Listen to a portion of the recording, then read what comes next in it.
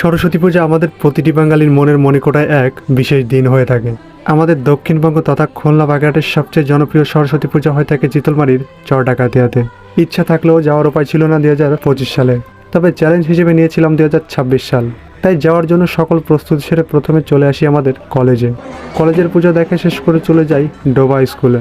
প্রচুর ভিড় আর ঠাকুর দেখার এতটুকু সুযোগ পেয়ে রওনা করি চর ডাকাতিয়ার উদ্দেশ্যে। তবে ফলতিতা পেরোতেই মনে পড়ে কলকলিয়া স্কুলের সরস্বতী পূজার কথা, তাই যাওয়ার পথে মায়ের মুখটা দেখার সুযোগ করে ফেললাম।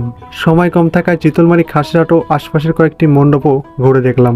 তবে আমার দেখা এই মণ্ডপের প্রতিমা ও ডেকোরেশনটা একটু বেশি ভালো লেগেছিল। আপনার এলাকা হলে অবশ্যই কমেন্টে জানাতে পারেন।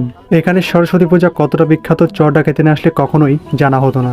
এতটা ক্রাউড দেখে নিশ্চয়ই বুঝতে পারছেন কতটা জনপ্রিয় এখানকার পূজা। তবে জনপ্রিয় হওয়ার অন্যতম কারণ কিন্তু এটি, প্রতিমাগুলো ও এখানকার ডেকোরেশন ছিল অসাধারণ। আপনাদের কাছে কোনটা সবথেকে বেশি ভালো লেগেছে কমেন্টে জানাতে ভুলবেন না।